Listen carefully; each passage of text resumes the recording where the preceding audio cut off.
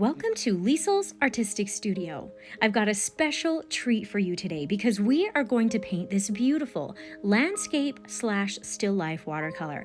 And before you start thinking, this is too hard, just wait a second and hear me out because we are going to take this one step at a time so that you can easily follow along without it being too overwhelming.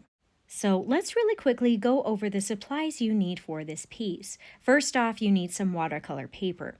Now, I've already got lightly penciled a sketch on here that I will talk more about in just a minute.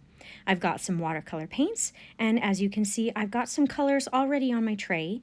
I'm painting this piece back to back with the hydrangea flower tutorial that just came out last week, and the colors are pretty similar for what I needed today, so we'll go over those more in just a minute.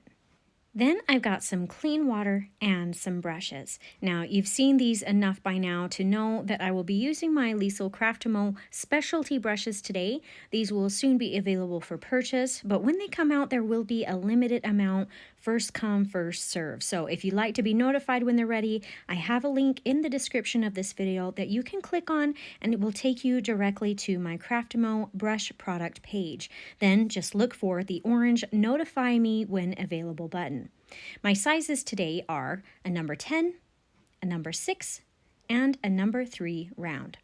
Now back to the outline I have on my paper. In an effort to make you feel like this painting is more achievable and doable for you to try, I have created an outline for you that you can simply print and trace right onto your watercolor paper using a light table or even just a well-lit window. I will have this available for sale on my Etsy shop, and as a special surprise and gift to you, because I want you to try this painting, this outline will be priced at a 15% discount for 1 week only. I'll have a link for my Etsy shop along with links and information to any of the other supplies you see me using today listed in the description of this video. All right, now that I've got my paper taped down, let's freshen up this blue color on my tray and we'll jump right in. So the color I've got here is Ultramarine blue. We'll paint the sky showing through the window pane first using the number 6 round brush. I feel like this blue may be a little bit brighter than I'd like though, so I am going to tone it down just a little bit with a touch of ivory black. Now, not too much though, just a hint. When mixing colors, it is always a good idea to test your colors out on a scrap piece of paper before putting it on your painting so that you know exactly what it looks like, and then you can adjust it as needed. So first, I've wet down this little window section with water, and then I'll start applying the paint, starting at the top where I'd like the darkest blue color to be, and then I'll make it lighter as I move downward. Now you'll see that I'm not exactly worrying about having the colors perfectly even and smooth. Leaving some areas lighter and wider creates a look of some clouds out there. I'll continue painting in the sky in each of these 4 frames, going around the window pane, and as I get to the bottom 2 frames, I'll use a very, very small amount of color so that it's very light in value, almost white in fact. This is going to set up a striking contrast of values when we start painting in the ocean down below.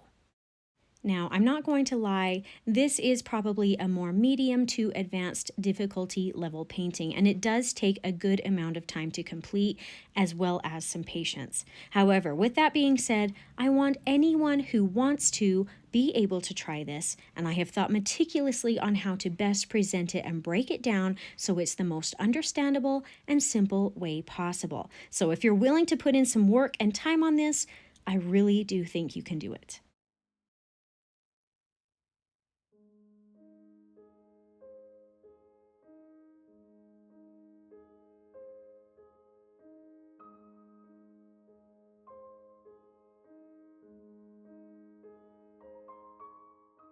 All right, while we let that dry, let's add a little bit of phthalo blue down here just to the corner of this blue that's already on our tray, just to change things up a little bit.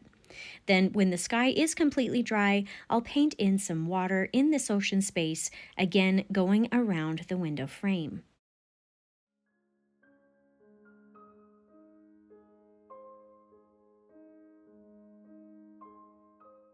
Next, I'll start adding in the blue, again starting at the top with the darkest blue and lightening it up as I move downward. If you need to, you can get a little extra water on your brush to help spread and lighten this color. Now, I am going to try to have some soft streaks of color in the space just to give the illusion of waves. And as I move down, I'll start throwing in just some touches of the phthalo blue here and there to change the color up a little bit as well.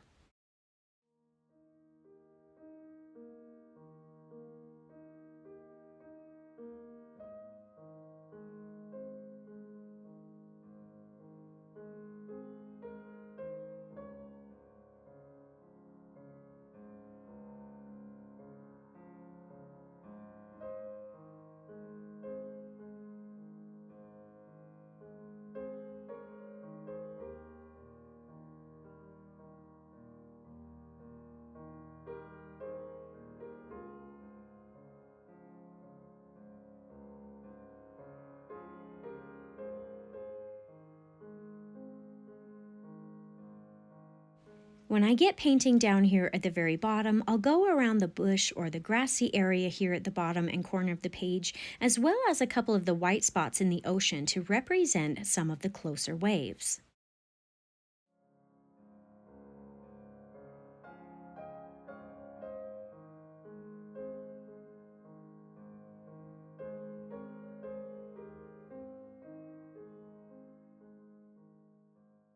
Okay, great job. That's a good section done. Now, see, that wasn't so bad, was it? Like I say, just one step at a time, one section at a time, and you can do this. So let's go ahead now and finish off the outside window space by painting in the little bush or grass here at the bottom and corner of the window. So I'll once again paint the space with water first, then I'll mix up some yellow-green using some Gamboge and sap green, and I'll actually make a little space of some yellow ochre as well. I've started by applying some of this yellow ochre first to the bottom and side bushes. Now, while this is still wet, I'll go ahead and add in the yellow-green to the side bush, blend that around a little bit, and I may even add some darker or more concentrated yellow ochre as well as yellow-green to make sure there's a bit of dimension to this area.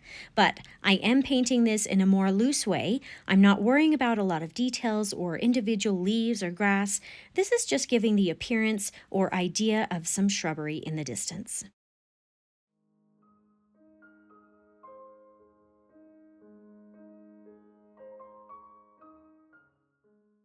All right, let's switch brushes to the smaller number 3 and move on now to painting the window frame next. Again, we'll just take one little section at a time, making each section a slightly different color or value. So for this first one, I'll paint in a nice light brown using some very watered down yellow ochre. And then as an option, you'll see me adding in some darker brown, burnt umber, or maybe even burnt umber mixed with a touch of ivory black to be precise, for maybe a shadow spot or two. The areas I'm painting this color will probably be the lightest in value of all of the window frame sections because this is where the sunlight would be hitting it more directly.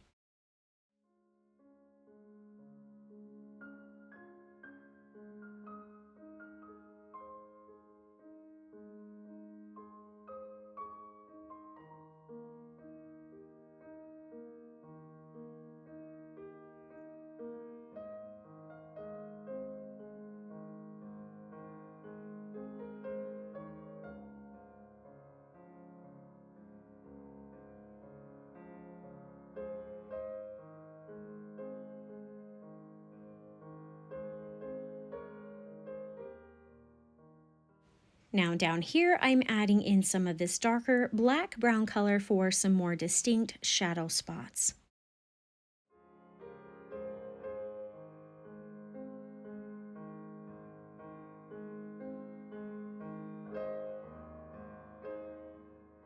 Okay, moving on to the next window frame section, I want this to be a little darker and a little more dull in the color. To be honest, I'm just going to play with this and blend together a few different colors here to see what works. So you may see me using a variety of colors, such as the brown-black we used on the previous shadow spots, maybe some ultramarine blue, or even a touch of dioxazine purple. If that feels too complicated, you can just use the ultramarine blue mixed with a touch of brown or black, and that would be a great option just to paint this entire section. Now, this piece may be a little advanced or more difficult than some of you feel like you can tackle at this point in your watercolor journey, but I do often post more beginner-friendly tutorials on my channel, so I hope you'll subscribe so that I can help you develop your skills enough to be able to paint this in the future.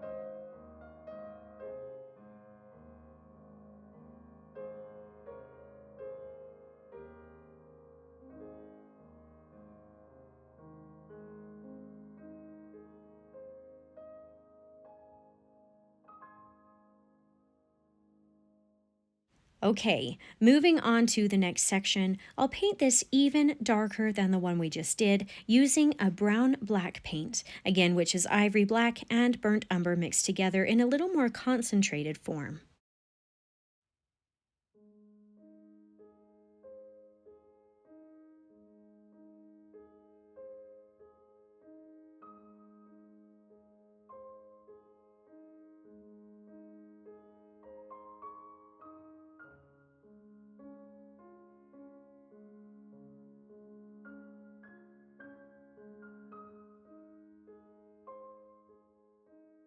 And for the last section of this window frame, I'll add just a touch of dioxazine purple to the brown black that's already on my tray, as well as a little bit of extra water. This is going to change up the color and value just a little bit.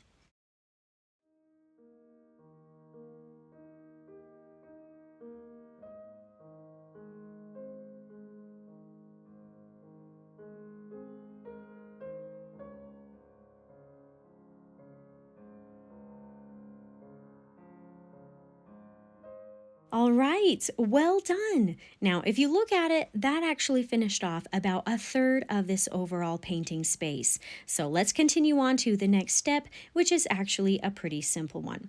Let's add a little bit more of the yellow ochre to our tray and water it down to make it nice and light in value. Then we'll use that color to paint in some of the highlighted sections on the windowsill, as well as a few spots on the curtains of each side of the window. Just follow along with where and what sections I paint this color, and please feel free to pause, rewind, and rewatch any part of this video if you need to. Sometimes I get into that painting mode and I go a little bit too fast, even though I don't mean to.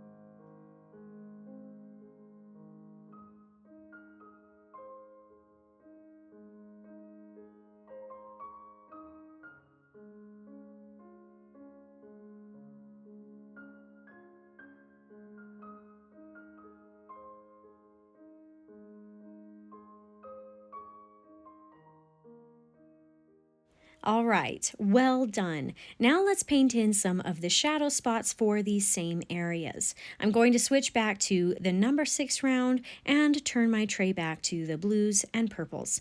For the shadow colors, I'll freshen up my ultramarine blue mixed with a touch of ivory black, as well as some lighter valued dioxazine purple. I'll use mostly the ultramarine blue as the dominant color for these sections, with maybe a hint of purple added in when I get to the shadows surrounding the vase. And as a side note, I've been painting a lot of this just wet on dry, but if it works better for you, you can do it wet on wet instead.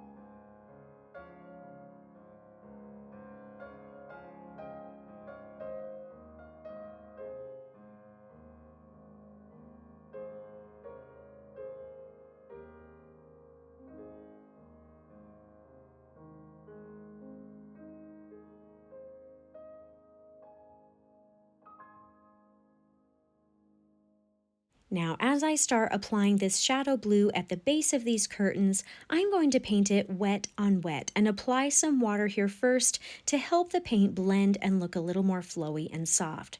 You'll also notice this isn't just painted on as a solid color. I've kind of created some streaks of light to dark to give more of an appearance of folds in the fabric.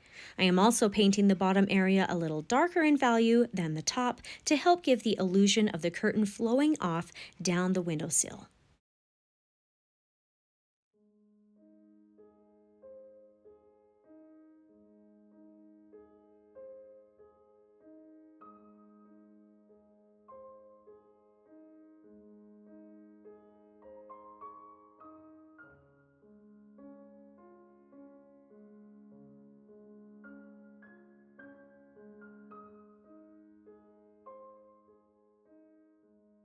For this section of the curtain, I am going to change up the color a little bit with some yellow ochre or even burnt umber, and then add in the blue to blend into that.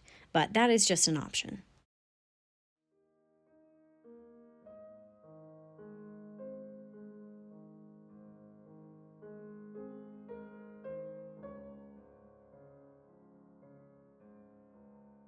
I feel like it's time now to start painting in some of the darkest colors on this page. So let's mix a more concentrated and darker version of the ultramarine blue and the ivory black, and add just a touch of that to the base of this curtain.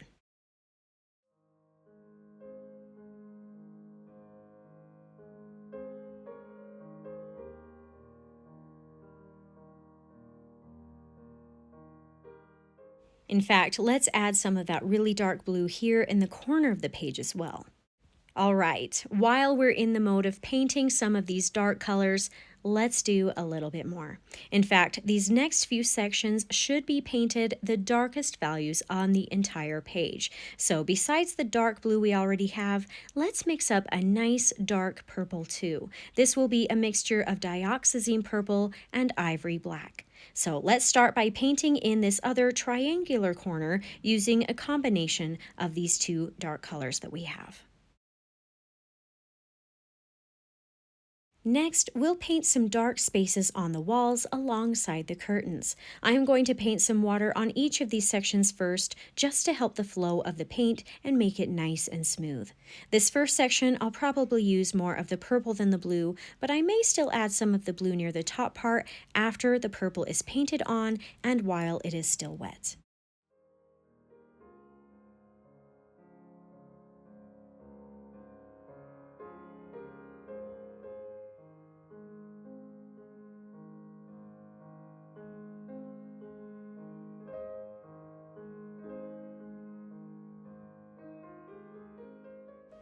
On this wall on the other side, I'm kind of going to do the opposite of what I just did. I'll use mostly blue with a hint of purple at the top.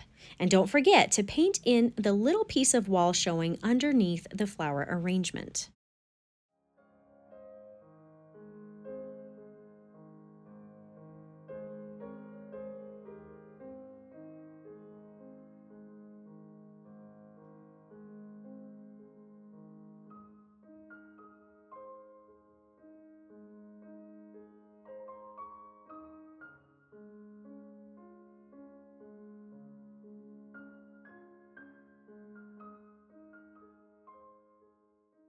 And for this last section, I'll change it up once again and paint the top area a dark purple, then gradually lighten that purple up as I move down. Then I'll transition into a lighter blue at the bottom.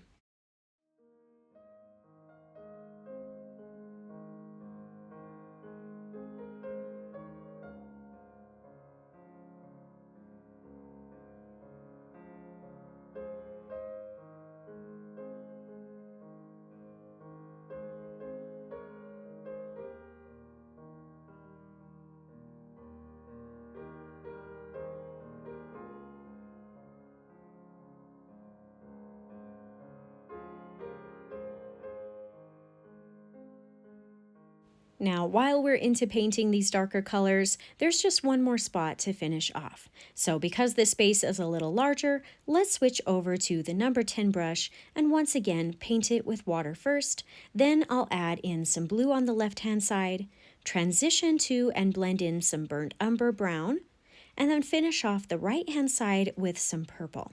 The trick about this is to blend and transition each color so that it's smooth and it looks like it's all connected in one space.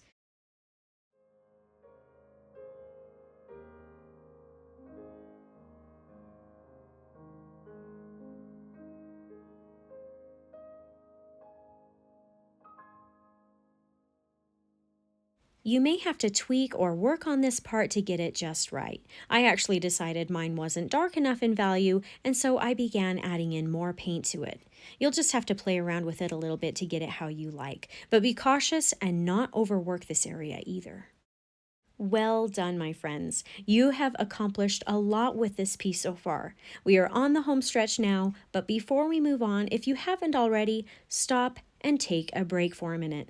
I took a few while painting this so I could come back refreshed and ready to start again. And because we are painting this section by section, taking a break is totally doable as well as probably needed. So after you've taken your break, let's move on to painting in the curtains. After I've painted this right curtain with water, still using the number 10 brush, I'll begin adding a very light layer of purple paint in here. And this is a color that was already here on my tray, but I believe it is a mixture of Dioxazine purple and Quinacridone rose. Now we want these to be light in value, soft, and flowy looking. And if you're a person that really hates seeing pencil lines in your finished painting, you may want to erase the lines on the curtains and just make up where the lines might be using paint alone. And then when I get to the bottom part of this curtain, I'm going to start adding in just a hint of some very light yellow ochre, and then transition to a light blue to match these other colors that we've already got going down in this area.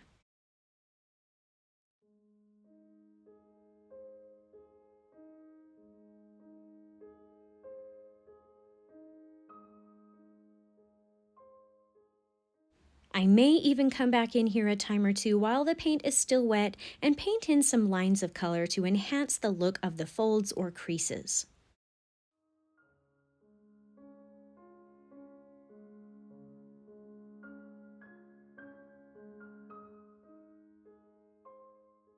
For the left half of this curtain, I'll again paint some of these same colors. This time I'll use a base of the very light yellow ochre, and I mean light, almost so there's barely any color at all. Then if I feel like it needs it, I may add a hint of blue and purple, again, keeping it very, very light. Moving on to the curtain on the left side of this page, I'm going to paint this using mostly a very light and watered down blue with maybe a slight hint of purple to tie my colors together. Now, as a side note, I did wet this down before applying the paint, and I'll have the left half of the curtain a touch darker than the right side. The right side will only have a tiny hint of color. In fact, it's probably okay if you even leave a small section of it just white if you want. And don't forget to paint the bottom half of the curtain underneath the vase of flowers.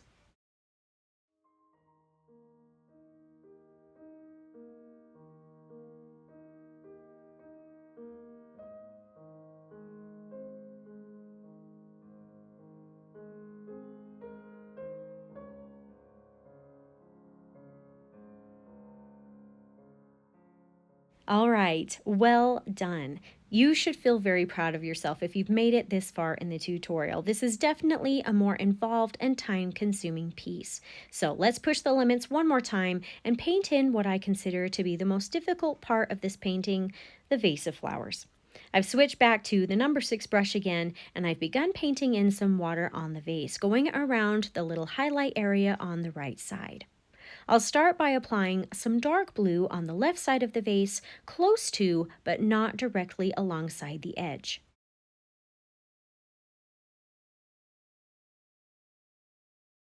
Then I'll use a slightly lighter blue, a more pure ultramarine blue, to fill in the space in between the dark blue and the edge of the vase on the left, as well as on the other right side. This is just going to act as sort of a buffer between the light and the dark areas.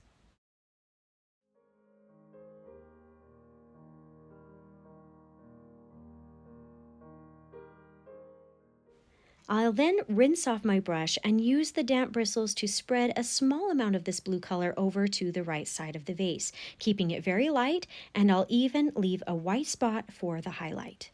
This is looking pretty good. I could probably leave it just as it is, but I am a bit of a perfectionist, so I'm going to add a touch more depth to the vase by adding in a very small amount of the light yellow ochre to the bottom right side of the vase, and maybe a shade darker of the blue in the shadow area on the left side of the vase.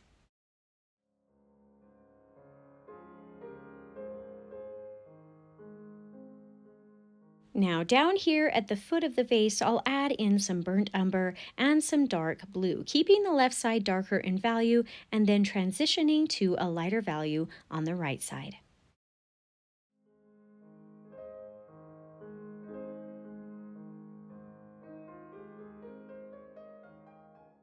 Okay, let's move back to the number 10 round and begin adding in the flowers in this vase. I'm going to work my way from light colors to dark colors, and I'm not super focused on details for this part. I'm sort of just painting in blobs or spots of color. Now, I haven't painted water on this first. I am doing this wet on dry, and I'm starting with a nice light and watered down dioxazine purple mixed with a little bit of quinacridone rose. I'm focusing this color mostly at the top and right side of the flower bundle. Now I'll move on to a slightly darker dioxazine purple and start overlaying this color on top of the wet paint we just put on here. Now we want to overlap the colors a little bit, but we do still want some of that first color to show through on its own. And then we will also add in some new sections and spots of this color, a little bit lower down and off to the left side of the bundle.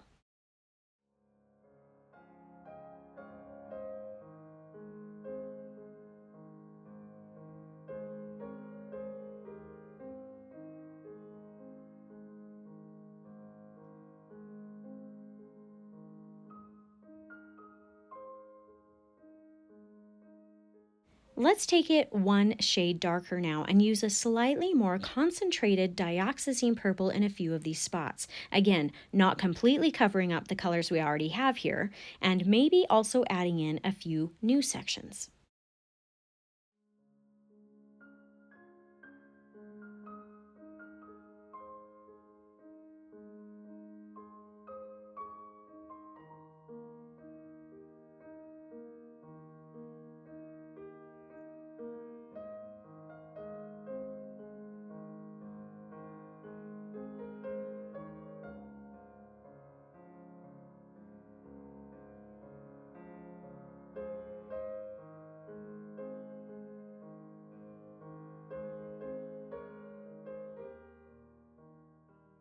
I may even finish off the color scheme for these loose flowers by adding in a touch of blue violet. And I will point out, I do have several spots on this arrangement that I have left lighter or even white. I haven't covered every single spot.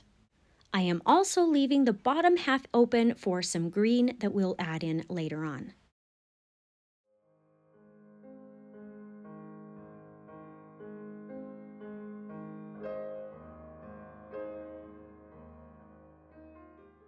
I thought I was done painting in this purple section, but taking a step back and looking at this, I feel like I need an even darker purple in here. So I'll use a Dioxazine purple mixed with Ivory black to make a few nice dark shadow spots, focusing it mainly on the left side.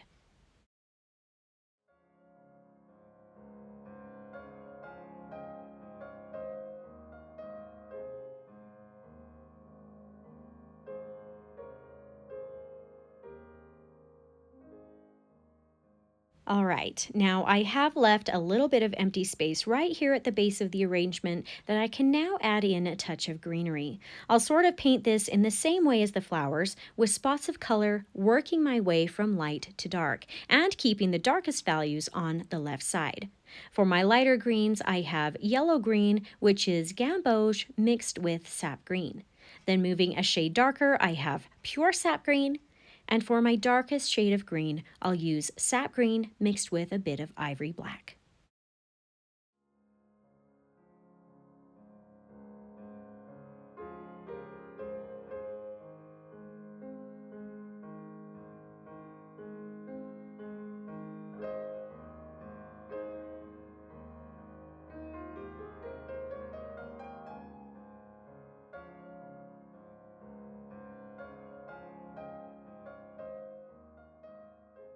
And as a quick side note, it might be a good idea to add a few small touches of green throughout some of the purple just to tie it all together.